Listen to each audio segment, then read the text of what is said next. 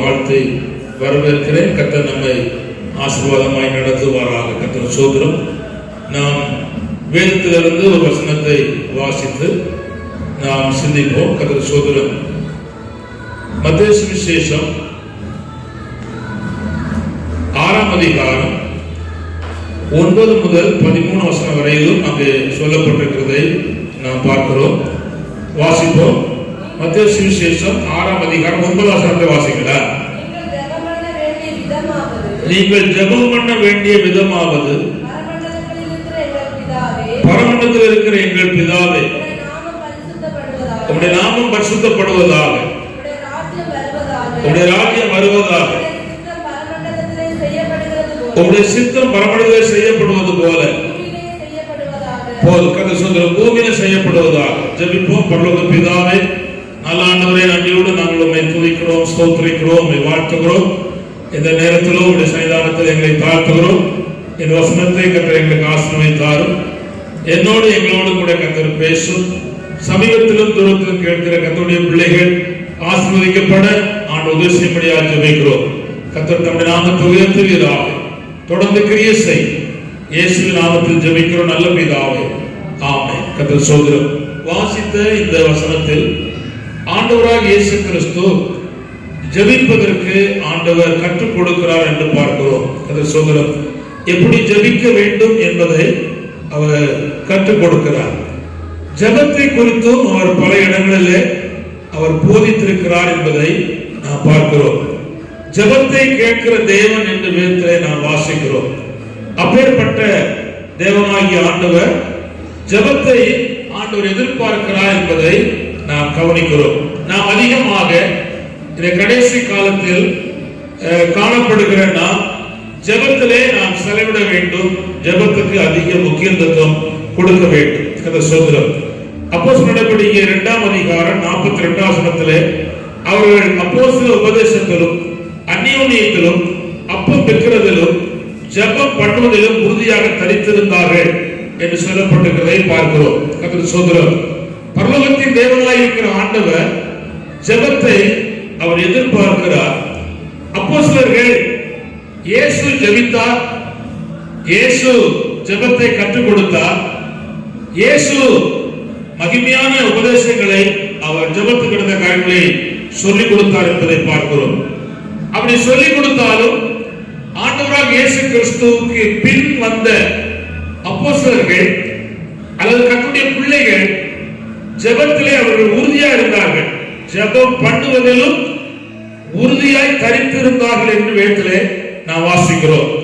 அவர்கள் ஜெபம் பண்ணுகிற விஷயத்தில் உறுதியாக இருந்ததாக வேதத்திலே நாம் கவனிக்கிறோம்.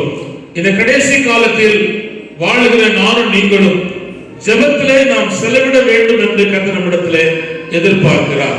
நான் இன்றைக்கு சொல்ல போற செய்தி என்னவென்றால், உறுதியாய் ஜெபிக்கிற கர்த்தருடைய பிள்ளைக்கு கிடைக்கிற ஆசீர்வாதம் என்ன என்பதை நான் உங்களுக்கு கோடிட்டு காட்ட விரும்புகிறேன். வேதத்தில் பலவிதமான ஆசீர்வாதங்கள் இருப்பதை நாம் காண முடியும். கர்த்தர் சோதரம். அதிலே நான் சில காரியங்களை உங்களுக்கு கோடிட்டு காட்ட விரும்புகிறேன். கர்த்தர் சோதரம். நாம் ஜெபிக்கும் போது கர்த்தர் நம்மை பலப்படுத்துகிற தேவனா இருக்கிறார். நாம் ஜெபிக்கும் போது கர்த்தர் நமக்கு சமயமாய் தேவ பிரசன்னத்தை தருகிற தேவனா இருக்கிறார் என்பதை நான் முந்தின பதிவிலே சொல்லியிருக்கிறேன். ஜெபிக்கும் போது அநேக மாற்றங்கள் உண்டாகிறது என்பதையும் நான் முந்தின பதிவிலே சொல்லியிருக்கிறேன். ஜெபிக்கும் போது பரிசுத்தம் உண்டாகும் என்பதையும் நான் முந்தின பதிவிலே சொல்லியிருக்கிறேன். ஜெபிக்கும் போது கர்த்தர் நம்முடைய இருதயங்களை பாதுகாத்துக் கொள்ளுகிறார் என்பதை குறித்து நான் உங்கள் நடுவிலே சொல்லியிருக்கிறேன். கர்த்தர் சோதரம். அதோடு கூட மாத்திரமல்ல, ஜெபிக்கிற கர்த்தருடைய பிள்ளைகளுடைய இருதயம், ஜெபிக்கிற கர்த்தருடைய பிள்ளைகளுடைய வாழ்க்கையில் நதியை போல சமாதான அனுபவங்கள் பெறுகிறதை நாம் காண முடியும். கர்த்தர் சோதரம். அப்படியானால் ஜெபிக்கிற கர்த்தருடைய பிள்ளைகளுடைய ஜெபங்களை ஆண்டவர் கேட்டு அவளை ஆசீர்வதிக்கிறார் என்பதை நான் முந்தின பதிவிலே சொல்லியிருக்கிறதை நீங்கள் அறிந்திருக்கிறீர்கள். ஆனால் இன்றைக்கு நான் சொல்ல போற செய்தியுடைய தலைப்பு என்னவென்றால், உறுதியா ஜெபிக்கிற கர்த்தருடைய பிள்ளைகளுக்கு கிடைக்கும் ஆசீர்வாதங்கள் என்ன? சூழ்நிலையில் சுற்றுப்புறத்தையும் காலங்களில் பார்க்காமல் ஜெபத்திலும் வேண்டுதலிலும் தொடர்ச்சியாக உறுதியாய் தரித்திருக்கிற கர்த்தருடைய பிள்ளைகள் ஆண்டவரால் ஆசீர்வதிக்கப்பட்டிருக்கிறார்கள். ஒருவேளை ஜெபத்துக்கு பதில் வராவிட்டாலும் ஜெபத்தை நிறுத்தாதபடி வாழ்க்கையை வைத்திருந்தவர்கள் வைத்திருக்கிறார்கள். அதோடு கூட மாத்திரமல்ல, சுகம், பலம், ஐஸ்வர்யம், நிறைவு, செழிப்பு, சமாதானம் எல்லாம் நிறைந்திருக்கிற காலத்திலையும் ஜெபத்தை நிறுத்தாதவர்கள் வைத்திருக்கிறார்கள். கர்த்தர் ஸ்தோத்திரம். சிலர் தேவைக்கு மட்டும் ஜெபிப்பார்கள், தேவை கிடைத்தபடி ஜெபத்தை விட்டு விடுகிறார்கள். அப்படி இல்லாதபடி வேதத்தில் நீங்க கவனிப்பீர்களானால் பரலோகத்தின் தேவனுக்கு முன்பாக எல்லா நிறைவும் சகல சம்பூர்ணம் அடைந்திருந்தாலும் ஜெபித்த மக்கள் இருக்கிறார்கள். நான் சொல்ல விரும்புறது, எல்லாம் கைகூடி சகலமும் சம்பூர்ணமா இருந்தாலும் ஜெபத்தை நிறுத்தாதவர்கள் தான் தேவனை நேசிக்கிறவர்கள், தேவனுக்காய் வாழ்கிறவர்கள், தேவனை சார்ந்து கொள்கிறவர்கள். அவர்கள்தான் மிக பாக்கியம் உள்ளவர்கள் என்பதை நான் உங்களுக்கு சுட்டிக்காட்ட விரும்புகிறேன். முதலாவது சொல்ல விரும்புகிறேன் என்னவென்றால், ஜெபிக்கிற உறுதியா ஜெபிக்கிற ஜெபத்தில் செல்கிற மக்களுக்கு கிடைக்கிற முதல் ஆசீர்வாதம் என்ன என்பதை சொல்ல சொன்னால், ஜெபிக்கக்கூடிய வீடை கர்த்தர் கட்டுகிறார். கர்த்தர் சோதரம். ஜெபிக்கக்கூடிய வீடை கர்த்தர் கட்டுகிறார். கட்டுவது ரொம்ப கடினமான ஒன்று. 127 சங்கீதம் 1 வசனத்தை நீங்கள் வாசிக்கிறீர்களானால், சங்கீதம் 127:1 கர்த்தர் சோதரம். கர்த்தர் வீட்டை கட்டாராகி கட்டுடைய பிரயாசம் விருதா அப்படி சொல்லப்பட்டிருக்கிறது. அப்போ வீட்டை கட்டுவது யார் என்றால் கர்த்தர். கர்த்தர் வீட்டை கட்டுகிறார். உண்மையானது. வேதத்தில் நீங்கள் கவனிப்பீர்களானால், இந்த அதாவது ஆகாரால் என்னுடைய வீடு கட்டப்பட வேண்டும் என்று சாராய் ஆபிரகாமிடத்தில் சொன்னதை வேதத்தில் பார்க்கிறோம். அப்போ வீடு கட்டப்படுதல் என்பத வார்த்தை சொல்லப்படும் போது ஒரு குழந்தை பாக்கியத்தை அங்கே குறிக்கிறது. கர்த்தர் ஸ்தோத்திரம். வேதத்தில் குழந்தை இல்லாதவர்கள் ஆண்டவர் வீட்டை கட்ட வேண்டும் என்று சொல்லி தெய்வ சமூகத்தில் உபவாசம் பண்ணி ஜெபித்திருக்கிறார்கள். ஆண்கள் ஜெபித்திருக்கிறார்கள், பெண்கள் ஜெபித்திருக்கிறார்கள், பெரியோர் ஜெபித்திருக்கிறார்கள். எல்லாம் கவனித்திருக்கிறோம். அப்படி ஜெபித்த கர்த்தருடைய பிள்ளைகளுடைய வாழ்க்கையை வீட்டை கர்த்தர் கட்டியிருக்கிறார். உடனே கட்டியிருக்கிறார். ஆனால் நீண்ட தூரம் அந்த ஜெபத்தை கேட்டாலும் கர்த்தர் கொடுக்காமல் வைத்து திரும்ப அவர்களுக்கு, அதாவது நம்பிக்கையற்று போன பிற்பாடு கூட ஆண்டவராய கர்த்தர் வீட்டை கட்டியிருக்கிறார். கர்த்தர் சொல்கிறார். அப்படியானால் தேவனாய கர்த்தர் ஜெபிக்கிற கர்த்தருடைய பிள்ளைகளுடைய குடும்பத்தை ஆண்டவர் கட்டுகிறார். இவ்வார்த்தையை கேட்கிற கர்த்தருடைய பிள்ளைகளே, தேவ ஜனங்களே, நீங்கள் தொடர்ந்து ஜெபித்தால் உங்க வீடை ஆண்டவர் கட்டுவார். என்ன விதமான நிலைமையை கட்டுவார் என்றால், சமாதான கட்டினால் கட்டுவார், ஆவியின் நிறைவினால் கர்த்தர் கட்டுவார், பொருளாதார செழிப்பினால் கர்த்தர் கட்டுவார்.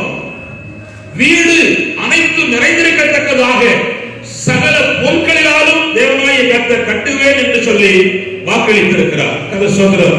அப்படியானால் தேவனாய ஆண்டவர் கட்டுகிற தேவனா இருக்கிறார். கர்த்தர் சோதரம். இங்க வேதத்திலே நாம் வாசிக்கிறோம். லூக்கா 1 அதிகாரம் 13 வசனத்தை வாசிப்போம். லூக்கா 1:13.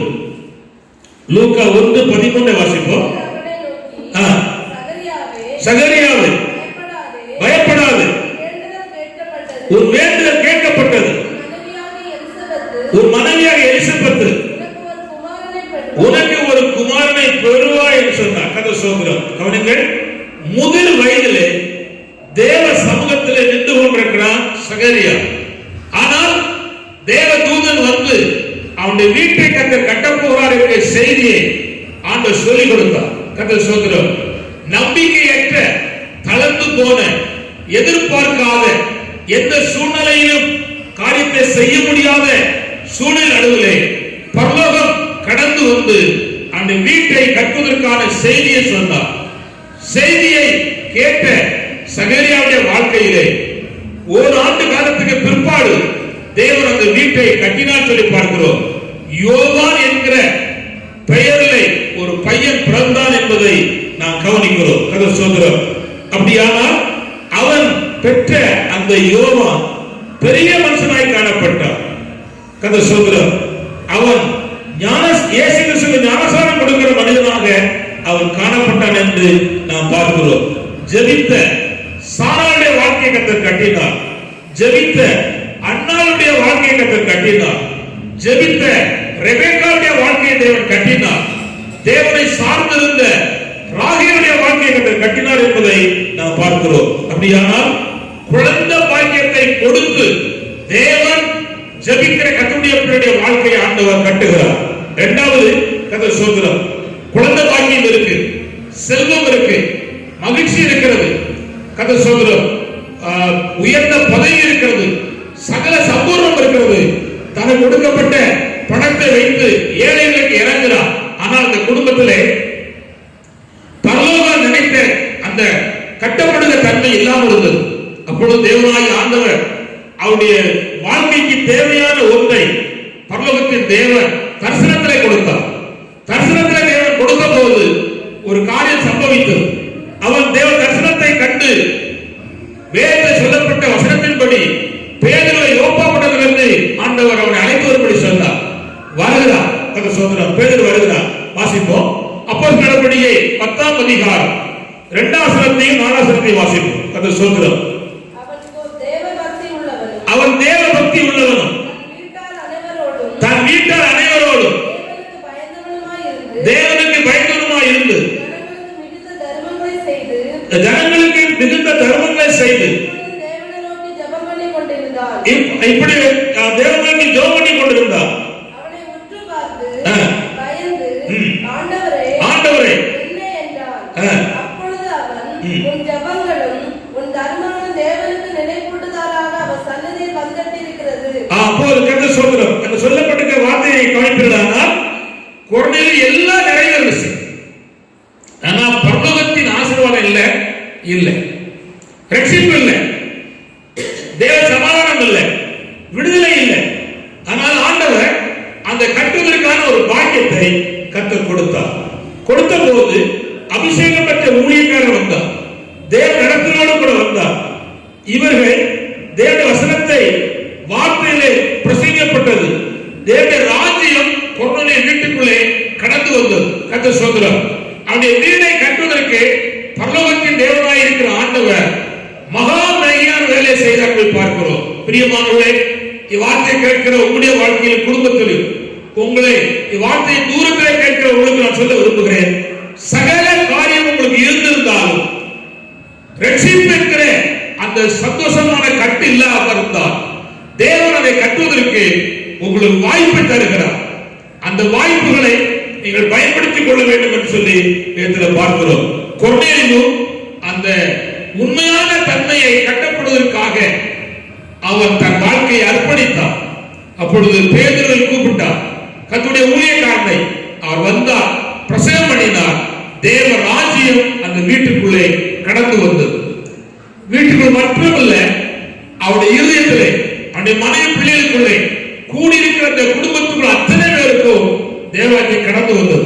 தேவராஜ்யம் என்றால் என்ன என்று வேதத்தில் வாசிப்போமானால் ரோமர் 14:17 வாசிப்போம். ரோமர் 14:17. ரோமர் 14:17. தேவனுடைய ராஜ்யம் புசிப்பும் குடிப்பும் அல்ல, அது நீதியும் சமாதானமும் பரிசுத்த ஆவியினால் உண்டான சந்தோஷமா இருக்கிறது. புசிப்பு குடிப்பு இருந்துச்சு, ஆனா தேவனுடைய நீதி இல்லை. கர்த்தர் சொல்கிறார், அங்க பரிசுத்த ஆவியின் சந்தோஷம் இல்லை, அங்க வேண்டிய அனுபவங்கள் இல்லை. கர்த்தர் அதை கொடுப்பதற்கு ஆண்டவருக்கு பாக்கியத்தை கட்டளையிட்டார் என்று நாம் கவனிக்கிறோம். அப்ப கொர்நேலியு வீட்டை பரலோகத்தின் தேவன் பரிசுத்த ஆவியினாலும் நீதியினாலும் சமாதானத்தினாலும் ஆண்டவராகிய கர்த்தர் கட்டினார் என்று வேதத்திலே நாம் வாசிக்கிறோம். கர்த்தர் சொல்கிறோம், இந்த மேன்மையான அனுபவத்தை ஆண்டவராகிய கர்த்தர் அவனுக்கு கொடுத்தார். இன்னொன்று சொல்ல விரும்புகிறேன், ஒரு வேதத்தில் நீதிமொழிகள்ல ஒரு ஸ்திரீ இருக்கிறார். கர்த்தர் சொல்கிறார், நீதிமொழிகள் 31:10 நாம் வாசிக்கும் போது 31:18 வாசிக்கும் போது அங்கே சொல்லப்பட்டிருக்கிறது. வாசிப்போம். கர்த்தர் சொல்கிறார், குணசாலியான ஸ்திரியை கண்டுபிடிப்பவன் யார்? குணசாலியான ஸ்திரீ ஸ்திரீயை கட்டுகிறான். அந்த குணசாலியான ஸ்திரீ என்றால் என்ன என்பதை நான் கவனிப்போமானால், கவனிங்கள், 18 வசனத்தை வாசிப்போம். 31:18. தன்னுடைய வியாபாரம் தன் வியாபாரம் போஜனம் உள்ளது என்று அறிந்திருக்கிறார். இரவிலே அவள் விளக்கு அணையாதிருக்கும். அப்படின்னா என்ன? இரவெல்லாம் அவள் ஜெபம் பண்ணுகிறாள், அவருடைய விளக்கு அணையவில்லை.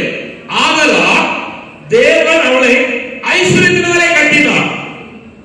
பிள்ளைகள் அவளை வாழ்த்தக்கூடிய அளவுக்கு தேவன் அவளுக்கு உதவி செய்தார்.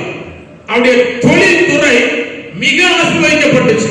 பிரியமானவர்களே, இரவிலே, நடு இரவிலோ, முன் இரவிலோ, பின் இரவிலோ, அதிகாலையிலோ இந்த ஸ்திரீ எழுப்பி அவள் ஜெபிக்கிறனாலே இரவெல்லாம் அவள் வீட்டில் விளக்கு அணையவில்லை என்று சொல்லி பார்க்கிறோம். கண்டிப்பாக தூங்குவதற்கு முன்பாக எல்லா விளக்கை அணைப்பார்கள். இது வழக்கம். பெட்ரூம் விளக்கு இருக்கும், அது தூங்குவதற்காக போடப்பட்ட விளக்கு. ஆனால் இவை ஒரு விளக்கை அணைக்கவில்லை. அப்படி என்றால் என்ன அர்த்தம்? விழித்திருக்கிறார். எழுத்தின்படியாக விளக்கை அணைக்காமல் விழித்திருக்கிறார். கர்த்தருடைய ஸ்தோத்திரம். நல்லா கவனித்துக் கொள்ளுங்கள். ஆதலால் அவருடைய வாழ்வு, பிள்ளைகள், தொழில்துறைகள், குடும்பம், எதிர்காலம் அனைத்தும் ஆசீர்வதிக்கப்பட்டதாக வேதத்திலே நாம் வாசிக்கிறோம். எவ்வளவு பெரிய பாக்கியம்! பிரியமானவர்களே, இவ்வார்த்தையை கேட்கிற கர்த்தருடைய பிள்ளைகளை, தரித்திரமோ, சாபமோ, விடுதலை இல்லாத பகுதியோ, முன்னேற்றம் இல்லாத பகுதியோ நீங்கள் கண்டால் கலங்க தேவையில்லை. கர்த்தராகிய இயேசு கிறிஸ்துவுக்கு நேரத்தை கொடுத்து இரவிலே இந்த புத்தியுள்ள ஸ்திரியை போல, ஞானமுள்ள ஸ்திரியை போல விழித்திருந்து ஜெபிக்க கூடுமானால் பரலோகத்தின் தேவன் உங்களுடைய வீட்டை ஆண்டவர் அற்புதமாய் கட்டுவார். எதிலே கட்டுவார்? ஐஸ்வர்யத்தால் கட்டுவார். உங்களுடைய பிள்ளைகள் கட்டுப்பாடற்றவராய் காணப்படும் பொழுது கட்டுப்பாட்டுக்குள் தேவன் கொண்டு வருவதற்காக ஆண்டவர் கட்டுவார். அதோடு கூட மாத்திரமல்ல, அவள் தொழில் துறை மிக ஆசீர்வதிக்கப்பட்டதாக வேதத்திலே வாசிக்கிறோம். அவருடைய புருஷன் எழுப்பி அவளை கனம் பண்ணுகிறார், பிள்ளைகள் எழுப்பி அவளை வாழ்த்துகிறார்கள். இவ்வளவு பெரிய மகிழ்ச்சி அடைவதற்கு காரணம் என்னவென்றால், அவள் இரவிலே தான் விளக்கு அணையாதபடிக்கு தேவ சன்னிதானத்திலே காணப்பட்டாள் என்பதை நாம் பார்க்கிறோம். கர்த்தருடைய சோதரம். அப்படியானால் தேவனாய கர்த்தர் ஜெபிக்கிற, உறுதியா ஜெபிக்கிற கர்த்தருடைய பிள்ளைகளுடைய வாழ்க்கையிலே ஆண்டவர் மேன்மை உள்ள அனுபவத்தை தருகிற கர்த்தருடைய சோதரம். ஹல்லேலூயா, ஹல்லேலூயா. உன்னத பாட்டு 2:9 வாசிப்போம். கர்த்தருடைய சோதரம். உன்னத பாட்டு 2:9. உன்னத பாட்டு 2:9. சாலோமன் ராஜா உனக்கு லீபனோனின் மரத்தினால் ஒரு ரதத்தை பண்ணுவித்தார். அதில் தூண்கள் வெள்ளியினாலும். உன்னத பாட்டு 2:9. என் நேசர் இயேசுவின் இரத்தத்தை என் நேசர் வெளிமானுக்கும் மறைக்குட்டிக்கும் ஒப்பாயிருக்கிறார். இதோ அவர் எங்கள் மதிலுக்கு புறமே நின்று பலகணி வழியாய் பார்த்து. கவனிங்க, இந்த வழியா பார்க்கிறேன், பலகணி வழியா. அப்படியே கவனிங்க, பலகணி அப்படின்னு சொன்னா ஜெபிக்கிற இடம். தானியல் பலகணிகள் திறந்திருக்க. அப்போ மேலே உள்ள கதவு திறக்கப்படுவது அந்த எருசலேம் தேவாலயத்துக்கு நேராக முழங்கால் படியிட்டு பலகணிகள் திறந்திருக்க. இப்போ ஆண்டவர் எங்க இருந்து பார்க்கிறார்? பலகணி வழி, துவாரத்து வழியா பார்க்கிறார். ஏன்? மனவாட்டி ஜெபம் பண்ணிட்டு இருக்கா. அல்லேலூயா. தப்பா இல்ல, நல்ல காரியத்துக்கு பார்க்கிறார். கவனிங்க, பார்த்த போது ஜெபம் பண்ணிட்டு இருக்கிறார். ஜெபம் பண்ணிட்ட உடனே, இவன் ஜெபம் பண்ணிட்டு இருக்கிற பார்த்த உடனே ஆண்டிய முகம் மலர்ந்துட்டான். முகம் எப்படி மலர்ந்தது? அப்போ ஒரு தேவ பிள்ளை பகவத்தின் தேவனை நோக்கி பார்த்து ஜெபிக்கும் போது, பலகணி துவாரத்தின் வழியாய் நேசர் பார்க்கும் பொழுது, என் பிள்ளை ஜெபம் பண்ணிட்டு இருக்கிறாளே, என் பையன் ஜெபம் பண்ணிட்டு இருக்கிறானே என்று பார்க்கும்போது ஆண்டிய முகம் மலர்ந்து விடுகிறது. அல்லேலூயா, அல்லேலூயா. நம்முடைய தேவனாய கர்த்தர் எத்தனை பெரிய பாக்கியம்! கர்த்தர் சோதரம்.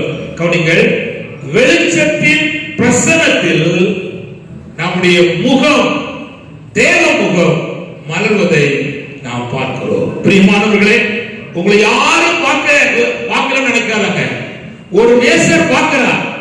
எங்கே நீங்கள் முழங்கால் படிட்டு ஜெபிப்பதை பலகனின் தோரத்தின் வழியாய் பார்க்கிறார்.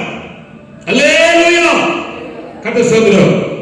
அவர் பார்த்தபோது அவர் முகம் எப்படி மலர்ந்துட்டு, ஆஹா, என் பையன், என் ஊழியக்காரன், என் ஊழியக்காரி, என் புள்ள, என் ஆன்மீக மனுஷர்கள் என்னை நோக்கி ஜெபம் பண்ணிட்டு இருக்கிறார்களே என்பதை பார்த்தபோது ஆண்டுடைய முகம் மலர்ந்தது.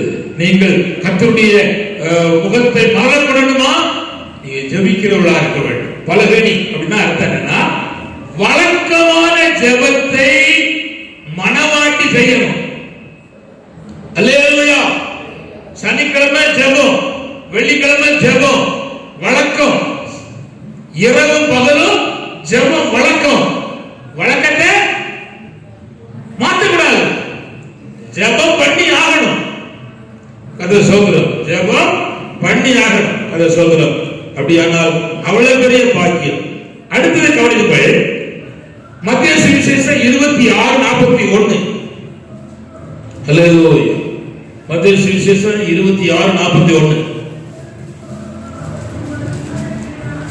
நீங்கள் சோதனைக்கு உட்படாதபடிக்கு விழித்திருந்து ஜெபம் பண்ணுங்கள். ஆவி உற்சாகம் உள்ளதுதான், மாம்சமோ பலவீனம் உள்ளது என்றார். கவனிங்கள், இந்த ஜெபம் பண்ணுவதனாலே சோதனைக்கு உட்படாதபடிக்கு கர்த்தர் நம்மை விலக்கி மீட்கிறார். அப்ப ஜெபம் பண்ணாதவர்கள் கண்டிப்பா சோதனைக்கு உட்படுவார்கள்.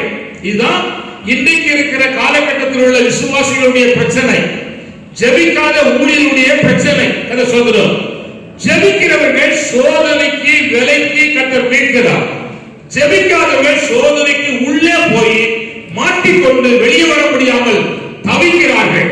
மனதளவிலே, பொருளாதாரத்திலே, சுற்றுப்புறத்திலே பல கட்டுகளாலே கட்டப்படுகிறார்கள்.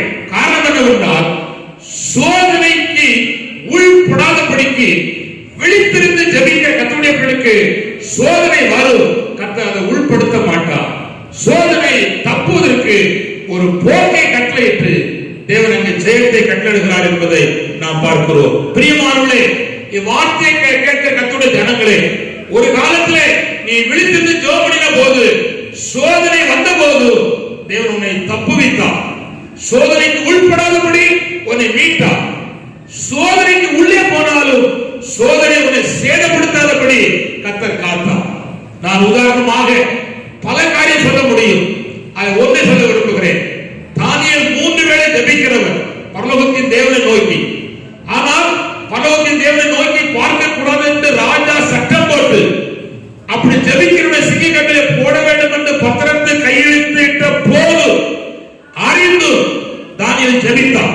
அவனுக்கு தெரியும், ஒன்று, இத்தனை ஆண்டு காலம் என்னை ஜெபத்திலே நடத்தினவர், இத்தனை ஆண்டு காலம் ஜெபத்திலே என்னை வாழ வைத்தவர், இத்தனை ஆண்டு காலம் என்னை ஜெபத்திலே உயர்த்தினவர், இத்தனை ஆண்டு காலம் என்னுடைய வாழ்க்கையின் அத்தனை காரியத்துக்கும் ஜெபமே பிரதானமாக இருந்திருக்கிறது என்பதை அறிந்தவர் ராஜாவுடைய பத்திரத்தின் கையெழுத்தை தள்ளி ராஜாதி ராஜாவா இருக்கிற கர்த்தராகிய இயேசு கிறிஸ்துவை நோக்கி பார்த்து, ஆண்டவரை நோக்கி பார்த்து முழங்கால் படியிட்டு வழக்கமாய் ஜெபம் பண்ணினார். அவனை தூக்கி சிங்கக்கட்டிலே போட்டார்கள். அவனுக்கு ஒன்று தெரியும், என் தேவனாய கர்த்தர் ஜெபத்துக்கு பதில் தருகிறவர், ஒரு நாள் என்னை கைவிட மாட்டார் என்று அறிந்திருக்கிற தானியேல் தைரியமாய் போனார். கோழையாய் போகவில்லை, பதறி போகவில்லை, விசுவாசத்திலே உறுதியோடு போனார். தூக்கி போட்டார்கள். ஆனால் தேவன் உள்ளே சென்று இவன் போதற்குள்ளே செய்ய வேண்டிய வேலை செய்து முடிச்சிட்டு அங்கே பிரசன்னராக இருந்தார்.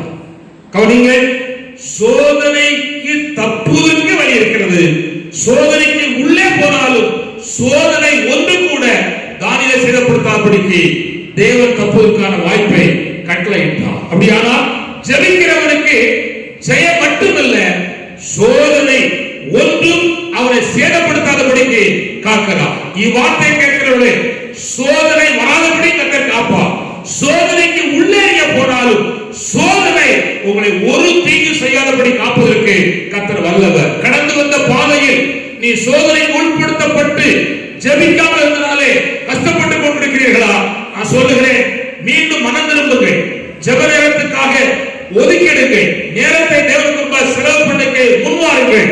தேவனாய கர்த்தர் கடந்து வந்த அத்தனை பிரச்சனை நடுவிலையும் உங்களை விடுதலையாக்கி ஜெயத்தோடு ஆண்டு நடத்துவார். இதுவரை நீங்கள் தேவனால் நடத்தப்பட்டிருக்கிறீர்கள், இன்னும் கர்த்தர் நடத்துவார். இதுவரை அறியாத அந்த பகுதியை கர்த்தர் அறிய பண்ணும்படி உதவி செய்வது கர்த்தர் வல்லமை உள்ள தேவனா இருக்கிறார். அல்லேலூயா, கர்த்தர் ஸ்தோத்திரம். அப்படியானால் ஜெபத்தை கேட்டு பரலோகத்தின் தேவனா இருக்கிற ஆண்டவர் கட்டுகிறார். அல்லேலூயா. இரண்டாவது, ஜெபிக்கிற உறுதியா ஜெபிக்கிற தேவப்பிள்ளைகள் இருக்கிற தேசத்தை கூட கர்த்தர் ஆசீர்வதிக்கிறார். அல்லேலூயா.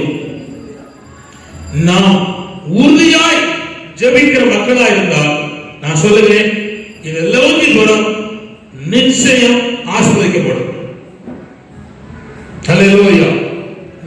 நீ என்ன இப்படி சொல்லுதீங்க, ஒன்னொன்னா போய்கிட்டு இருக்க அப்படின்னு நீங்க கேட்கலாம். கர்த்தர் ஸ்தோத்திரம்.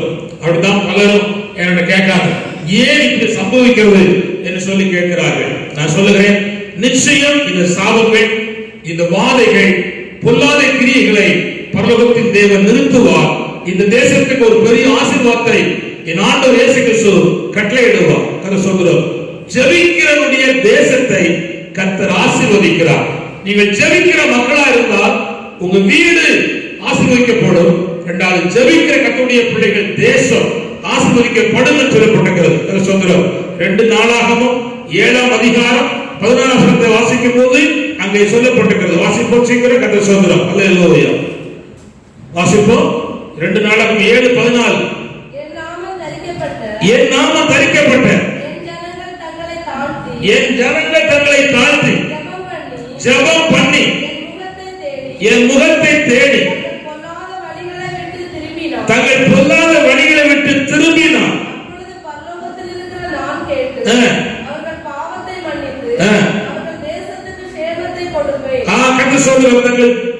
தேசத்துக்கு சேமத்தை கொடுப்பேன் என்று சொல்லுகிறார். நிச்சயம் அவர் பொய் உரையாதவர், சொன்ன வார்த்தை மாற்றாதவர். அதுக்கு உள்பட்டு யாரெல்லாம் ஜெபிக்கிறார்களோ அவர்கள் தேசங்களை கர்த்தர் ஆசீர்வதிக்கிறார். அல்லேலூயா. இந்தோனேசியா எழுப்புதலிலே ஒரு சம்பவம் நடந்தது. நான் சொல்ல விரும்புகிறேன், புரிந்து கொள்ளுங்கள். இந்தோனேசியாவில் எழுப்புதல் உண்டாகணும் சொல்லி பயங்கரமா ஜெபித்தார்கள். ஜெபித்துக் கொண்டிருந்தார்கள். ஒரு சர்ச்சில் நீண்ட நாட்களாக போராடி ஜெபித்துக் கொண்டிருந்தார்கள். திடீரென்று சர்ச்சுக்கு மேல தீ பிடிச்சு எரிஞ்சிருக்கு. உடனே பக்கத்தில் இருக்கிற தெருவில் இருக்கிறவங்க சர்ச்சுக்கு மேல தீ பிடிக்கும் சொல்லி எல்லாரும் சொல்லி ஃபயர் இன்ஜினை கொண்டு வந்தாங்க. அது சொல்றோம். வந்து பார்த்தா கவனிங்க, அந்த சர்ச்சுக்குள்ள சில தெய்வ மக்கள் கூடி ஜெபிச்சிட்டு இருக்கிறாங்க. மேல எரிஞ்சது தீ இல்ல, தேவ பிரசன்னம். அணைக்கும்படி தண்ணி பீச் அடிக்கும் போது அது மாறிட்டு, அப்பொழுது ஃபயர் இன்ஜின்காரன் ரட்சிக்கப்பட்டான். தேசம் ரட்சிக்கப்பட்டுச்சு. தேச எழுப்புதல் அடைந்தது. கர்த்தர் காரியத்தை செய்தார். விளம்பரம் போடல, அங்கே சொல்லல, இங்க சொல்லல. கர்த்தர் ஜெபிக்கிற இடத்துல தேவ பிரசன்னத்தை கட்டளையிட்டு எழுப்புதலை ஆண்டவர் கட்டளையிட்டார். ஒரு தேசமே மனம் திரும்புவது என்று நாம் பார்க்கிறோம். கர்த்தர் ஸ்தோத்திரம். அப்படியானால் பரலோகத்தின் தேவனாய் இருக்கிற ஆண்டவருடைய பிள்ளைகளே, ஜெபம் அத்தனை மகிமை உள்ளது. ஒரு 4 பையன்மார் ஒரு இடத்துல கூடி ஜெபம் பண்ணிட்டு இருந்தாங்க. எந்த தேசம் எனக்கு மறந்து போனது, ஜெபம் பண்ணிட்டே இருந்தாங்க. ஒன்னே போலதான். கர்த்தர் ஸ்தோத்திரம். விளங்குதா? இருந்து தேய்ச்சிட்டு போகல, உட்கார்ந்து போராட்டம் ஜெபித்தான். ஆண்டவரே கிரியை செய்யும், ரட்சியும், ஜனங்கள் மடிகிறார்களே மடியக்கூடாது என்று சொல்லி போராடி ஜெபித்துக் கொண்டிருந்தார்கள். ஒரு நாள் 2 நாள் அல்ல, 10, 60, 70 நாள். ஒரு 4 பேர் பையமா, சின்ன பையன் தான் சொல்றோம், ஒரு 15 வயசுக்கு உள்பட்ட பிள்ளைகள் ஜெபிச்சிட்டே இருந்தார்கள். திடீர்னு ஒரு வீட்டுக்குள்ள அவங்க ஜெபம் முடிச்சு வரும்போது அழுக சத்தம் கேட்டு, சத்தம் கேட்ட உடனே என்னடா அழுறான்னு சொன்னா, ஒரு 10 வயசு பெண் குழந்தை மரிச்சு போச்சு. அது சொல்றோம். மரிச்சு போன உடனே சொன்னாங்க, நாங்க ஜெபம் பண்றோம், இயேசு உயிரை எழுப்புவார். அந்த அங்க இருந்த கிழடுகள் வெளியே போ, இங்கேயே மனுஷன் அழுது குவிக்கிறத ஜெபம் போறியா, வெளியே போறது இல்லையா, ஜெபம்யா கர்த்தர் சோதரவார் சொல்லி கேட்டான். உடல பையமா, இவனுக்கு அக்கினி பறக்கு, இவனுக்கு இயேசு நாமம் வல்லமை கிரியை செய்து கர்த்தரை அப்ப தீரவர் உயிரோடு இருக்கிறார், கிரியை செய்வார் என்கிற எண்ணத்தோடு கூட போராடும். அங்க இருக்க கிழடுகள் அடிச்சு வெளியே போறது. எப்படியோ தப்பி பின்வாசலுடைய வந்து உள்ள போயிட்டான். உள்ள போய் செத்து கிடந்த பிள்ளைக்கு முன்னால முழங்கால் போட்டு 4 பாட்டை பாடி ஜெபம் பண்ணி நான் இயேசுவின் நாமத்துல மரித்து போன பிள்ளையை எழுப்புனா எழுப்புவேன். விளங்குதா? ஜெபம் அத்தனை வேலை செய்யும். செத்து போனவனை உயிரோடு எழுப்பும். ஒப்பு கொடுத்தா, அதுக்கு தன்னை அர்ப்பணித்தா, அதுக்கு இடம் கொடுத்தா வேலை செய்ய கர்த்தர் என்பதை நாம் பார்க்கிறோம். அப்படியானால் ஜெபிக்கிற தேசத்தில் அத்தனை ஆசீர்வாதங்களை கர்த்தர் கட்டளையிட்டார். சின்ன பிள்ளையை கொண்டு கட்டளையிட்டார், பெரியவர்களை கட்டளையிட்டார். சோதரர் நல்ல கவனிங்கள். 3 வருஷம் 6 மாசம் தேசத்துல மழை இல்லை. எலியா ஜெபித்தான். கர்மேல் பருவத்தில் போய் முகம் முழங்கால் பட குனிந்தான். பெருமழை இறைச்சல் கேட்கிறது. ஆகாபாட்டிய பார்த்து சொன்னார், மழை உண்மை தடையா செஞ்சபடி ஓடி போகும் சொன்னார். 3 வருஷம் 6 மாசம் மழை பெய்யாத வானத்திலிருந்து கர்த்தர் மழையை கட்டளையிட்டார். அவர் ஜெபித்த தேசத்தில் தேவன் மழையை கட்டளையிட்டு ஆசீர்வதித்தார். அந்த ஆண்டவர் இன்னும் ஜீவிக்கிறார். அவர் மாறி போகவில்லை. தேசத்துடைய சாபத்தை மாற்றுகிறார். தேசத்துடைய அருவருப்பை கர்த்தர் மாற்றுகிறார். தேசத்துடைய தீண்டாமை கர்த்தர் மாற்றுகிறார். தேசத்திலுள்ள பொல்லாத கிரியைகளை மாற்றுகிறார். தேவ பிள்ளைகளை இயேசுவை நோக்கி கூப்பிடுவது உண்மையானால் நான் அறிவிக்கிற இயேசு கிறிஸ்து அவர் அற்புதத்தை செய்வதற்கு உண்மையுள்ள கர்த்தராக இருக்கிறார். கர்த்தர் ஸ்தோத்திரம். அப்படியான ஆண்டவராகிய கர்த்தர் அதை செய்தார் சொல்லி நாம் பார்க்கிறோம். கர்த்தர் ஸ்தோத்திரம். கவனிங்க, ஒரு காலகட்டத்தில் இஸ்ரவேல் ஜனங்கள் பாவம் செய்தார்கள். ஆண்டவர் சொன்னார், அந்த ஜனத்தை அழித்து போறேன், உன்னை நான் பெரிய ஜாதி ஆக்குவேன் சொன்னார். அவன் விடல. கவனிங்க, யாத்திரா 32ஆம் அதிகாரம் 10 வாசிமா. யாத்திரா 32:10. கர்த்தர் ஸ்தோத்திரம். சீக்கிரம் வாசி. யாத்திரா 32:10. ஹல்லேலூயா. யாத்திரா 32:10. ஆகையால் என் கோபம் இவர்கள் மேல் மூளவும், என் கோபம் அவர்கள் மேல் மூளவும், நான் இவர்களை அழித்து போடவும் நீ என்னை விட்டு விடு. போல். கர்த்தர் ஸ்தோத்திரம். ஆனா அவன் விடல. 11 இருந்து 14 வரை வாசிங்க. நான் வாசிப்பா. நான் 11 வாசி. மோசே தன் தேவனாகிய கர்த்தரை நோக்கி, கர்த்தாவே, தேவரீர் மகா பலத்தினாலும் வல்லமையுள்ள கையினாலும் எகிப்து தேசத்திலிருந்து புறப்பட பண்ணின. போல் கொடுங்க. இப்போ கொண்டா முகங்குப்புற விழுந்து கெஞ்சி ஜெபிக்கிறான். ஜெபிக்கும் போது அவர் காரியம் சொல்றான். ஆபிரகாம், ஈசாக்கு, யாக்கோப் என்பவர்களை நினைத்தாலும் ஆண்டவர் உடனே உள்ள அல்லேலூயா. இதுக்கு முன்னால வாக்கு பண்ணியிருக்கிறேன், இந்த ஜனத்தை நான் பெரியதாக ஆக்குவேன், அழிக்க மாட்டேன், கூட இருப்பேன் சொல்லியிருக்கிறேன். இவன் மோசே கவனிங்க, விழுந்தவன் ஞானத்தோடு விழுந்தான். என்னை விடும் அப்படின்னு சொன்ன அந்த நேரத்துல ஒரு காரணம், ஆபிரகாம், ஈசாக்கு, யாக்கோப் என்பவரை நினைத்தருளும் என்று சொன்ன அடுத்த நிமிஷத்துல கவனிங்க, கர்த்தர் மாறிட்டார். அழிக்க மாட்டேன், நடத்துவேன், கூட இருப்பேன் சொல்லி. இப்ப நான் கவனிக்கிறேன், இந்த இந்தியா தேசத்துல வந்து இதற்கு முன்னாலே பசியும் பட்டினியும் ஆகாரம் இல்லாமல் முழங்காலே நின்று ஜெபித்து வாழ்க்கையை கர்த்தருக்குள்ளேயே முடித்து போனவருடைய ஜெபங்கள் இன்று இந்தியாவில் இருந்து கொண்டிருக்கிறது. அதுக்கு கர்த்தர் பதில் தந்துதான் ஆக வேண்டும். அரசாங்க முறையிலே, பல ஜாதி ஜனங்கள் முறையிலே சகலத்துக்கும் அவர் பதில் தருவார். இப்படியே கர்த்தர் காலத்தை கடத்தி கொண்டு போக மாட்டார். முடிவு கர்த்தருடைய கருத்திற்கு, மனுஷனுடைய கருத்தில் அல்ல. ஆதலால் நாம் புரிந்து கொள்ள வேண்டும், தேசத்திற்கு தேவன் ஆசீர்வாதமாக நம்மை வைத்திருக்கிறார். அல்லேலூயா. என்ன தெரியுமா? முந்தின தெய்வ மக்களை நினைத்து தேவன் இரக்கத்தை வெளிப்படுத்தினார். கவனிங்கள், இது தமிழ்நாட்டிலும் இந்தியாவிலும் பல மாநிலங்களிலும் வெளிநாட்டிலிருந்து வந்து ஊழியர் செய்து வெளிநாட்டுக்கே போகாமல் இங்கேயே கர்த்தருக்காய் மடித்து மடலை படித்து அத்தனை கர்த்தருடைய பரிசுத்தவான்களுடைய ஜெபத்துக்கும் பரலோகத்தின் தேவனாய கர்த்தர் இந்த தமிழ்நாட்டுக்கு திருநெல்வேலிக்கு திருக்கிற முடிக்கும். கர்த்தர் சோதரம் சுற்றுப்பட்ட சகல ஜனங்களுக்கும் அவர் இரக்கம் பாராட்டிய தேவன், இரக்கம் பாராட்டிய தேவன். அல்லேலூயா. ஆதலால் ஆண்டவராய கர்த்தர் அவளை ஆசீர்வதித்தார். அல்லேலூயா. கவனிங்கள், அப்படியானால் ஜெபம் தேசத்தில் முழுவதையும் மூடுவதற்காக நாம் ஜெபிக்க வேண்டும். அல்லேலூயா. சங்கீதம் 106:23, அதுபோல எசேக்கியேல் 22:30. கர்த்தர் சொல்றார், நீங்க அதை கவனிச்சீங்கன்னா அங்க சொல்லப்பட்டிருக்கிறது, தேவன் தேசத்தை அழிக்காதபடிக்கு திறப்பிலே நின்றார்கள் சொல்லி நாம் நாம் பார்க்கிறோம். கர்த்தர் சோதரம். அப்படியானால் பரலோகத்தின் தேவனுக்கு முன்பாக ஜெபித்த கர்த்தருடைய வாழ்க்கையிலே தேவன் ஆசீர்வாதத்தை கட்டளையிட்டார். மூன்றாவது நான் சொல்லப்படுற வார்த்தை என்ன, ஜெபிக்கிற கர்த்தருடைய பிள்ளைகளுக்கு ஆண்டவர் வீட்டை கட்டுகிறார், இரண்டாவது தேசத்தை கட்டுகிறார், மூன்றாவது ஜெபிக்கிறவருடைய வாழ்க்கையை கட்டுகிறார். ஜெபிக்கிறவருடைய வாழ்க்கையை கட்டுகிறார். என்ன சொல்றீங்கன்னா மத்தேயு சுவிசேஷம் 5ஆம் அதிகாரம் 44 45 நான் வாசிக்காம இருந்தேன். சத்துரு, சபிக்கிறவர்கள், பகைக்கிறவர்கள், நிந்திக்கிறவர்கள், துன்பப்படுத்துகிறவர்கள், திரும்ப சொல்லுகிறேன், சத்துரு, சபிக்கிறவர்கள், பகைக்கிறவர்கள், நிந்திக்கிறவர்கள், துன்பப்படுத்துகிறவர்கள், இவர்களுக்காக நாம் ஜெபிக்கும் போது நம்முடைய வாழ்வு நல்ல குணங்களாலே நல்ல பண்புகளினாலே கட்டப்படுகிறது. அல்லேலூயா, அல்லேலூயா. சங்கீதம் 66:18 வாசிமா. சங்கீதம் 66:18. இன்னும் 2 சொல்லி நான் நிறுத்த விரும்புகிறேன். கர்த்தர் சோதரம் வாசிப்போம். சங்கீதம் 66:18. சுத்த தேவனே உன்னதத்திற்கு ஏறி சிறைப்பட்டவர்களை சிறையாக்கி கொண்டு போனீர். தேவனாகிய கர்த்தர் மனுஷருக்குள் வாசம் பண்ணும் பொருட்டு துரோகிகளாகிய மனுஷர்களுக்காகவும் வரங்களை பெற்றுக் கொண்டீர். இருதயத்திலே தேவனுடைய சுத்தத்தை விரும்புகிறார். சோதரம். ஆனா தாவே தவறிவிட்டான்.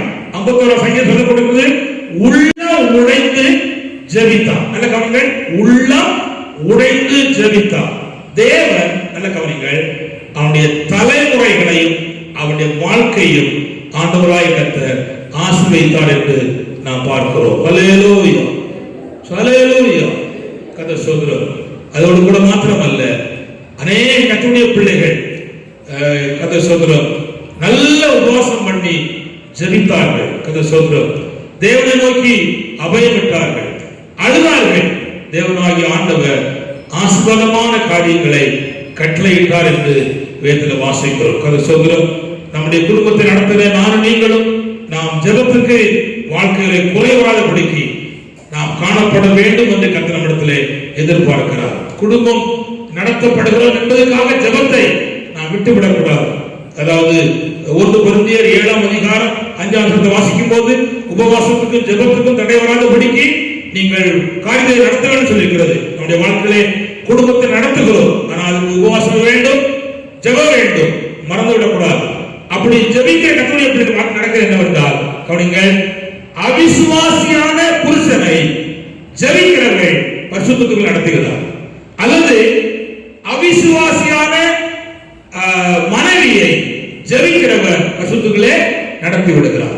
கர்த்தர் சோத்திரம். அதனால மிக முக்கியம் நம்முடைய வாழ்க்கையை மேன்மையாக செய்வார். 4வதாக கவனிங்கள், ஜெபிக்கிற கர்த்தருடைய பிள்ளையுடைய வாழ்க்கையிலே கவனிங்கள், பிரயாசத்தை எல்லாம் கர்த்தர் ஆசீர்வதிக்கிறார்.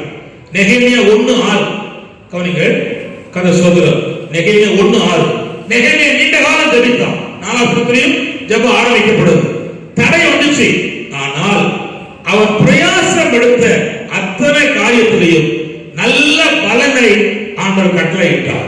ஜெபிக்கிற நீங்கள் என்ன காரியங்களுக்காக பிரயாசம் எடுப்பீர்களோ, உங்களுடைய குடும்பத்துக்காக, ஊழியத்துக்காக, தொழிலுக்காக, சகல காரியங்களுக்கு எடுக்கிற பிரயாசங்களையும் கர்த்தர் ஆசீர்வதிக்கிற கர்த்தராக இருக்கான்னு சொல்லி பார்க்கிறோம். பிரசங்கி 4:9 மட்டும் வாசிப்போம். பிரசங்கி 4:9 சீக்கிரம். பிரசங்கி 4:9. அல்லேலூயா, பிரைஸ் தி லார்ட். பிரசங்கி 4:9. ஒன்றியா இருப்பதிலும் அப்படின்னா கவனிங்க, சிலர் கூடியிருப்பது நலம். நீங்க ஒரு ஆள் இல்ல, அவசியமா அவர்களுடைய பிரயாசத்தினால் அவர்களுக்கு நல்ல பலன் உண்டு. 2 பேர் சேர்ந்து பிரயாசம் நல்ல பலன் உண்டு. அப்படின்னா நானும் தேவன் ஜெபத்துல பிரயாசப்படுகிறோம், போராடுகிறோம், நல்ல பலன் வரும். எல்லா வகையிலையும் நல்ல பலன் வரும் என்பதை நாம் பார்க்கிறோம். கடைசியாக கர்த்தர் சோதரம் கவனிங்கள், ஜெபிக்கிறவனுடைய எதிர்காலம் ஆசீர்வதிக்கப்படும். ஜெபிக்கிறவனுடைய எதிர்காலம் ஆசீர்வதிக்கப்படும். நான் அன்னாள் 1 சாமுவேல் 1:10 15 வரை வாசித்தீங்கன்னா, அவள் ஒரு காலத்து தன் பிள்ளைக்காக ஜெபம் பண்ணுகிறாள். ஆனால் கவனிங்கள், உன் ஜெபத்தை கர்த்தர் கேட்டார், நீ எழுந்து சமாதானத்தோடு போன்னு சொன்னார். போன்னு சொன்ன உடனே அதுக்கப்புறம் துக்கமுகமா இருந்தது இல்லை. என்ன கவனிங்க, ஒண்ணு கேட்டா அந்த என்ன தெரியுமா, எஸ்ட் 5 கொடுத்தா, மொத்தம் 6. கேட்காத எஸ்டா 5 கொடுத்தான். எதிர்காலம் மிகுந்த ஆசீர்வதிக்கப்பட்டது என்பதை நாம் பார்க்கிறோம். உங்களுடைய எதிர்காலமும் மிக மகிமையா ஆசீர்வதிக்கப்படுவதற்கு கர்த்தர் எதிர்பார்க்கிறார். அல்லேலூயா, கர்த்தர் ஸ்தோத்திரம். அதனாலே நம்முடைய வாழ்க்கையிலே நாம் சோர்ந்து போகாதபடிக்கு நாம் ஜெபிப்போம். ஜெபிக்கிற மக்களுக்கு பரலோகத்தின் தேவனாயிருக்கிற ஆண்டவர் ஆசீர்வாதங்களை தருகிறார். ஜெபிப்போம், கண்களை மூடுவோம், கர்த்தருடைய திருமுகத்தை நோக்கி பார்ப்போம். Hallelujah, hallelujah, amen. Praise the Lord, praise the Lord, praise the Lord. ஆண்டவரே உமக்கு ஸ்தோத்திரம், ஆண்டவரே துதிக்கிறோம், துதிக்கிறோம். சர்வ வல்லவரே உமக்கு ஸ்தோத்திரம், சர்வ வல்லவரே உமக்கு ஸ்தோத்திரம், சர்வ வல்லவரே உமக்கு ஸ்தோத்திரம், சர்வ வல்லவரே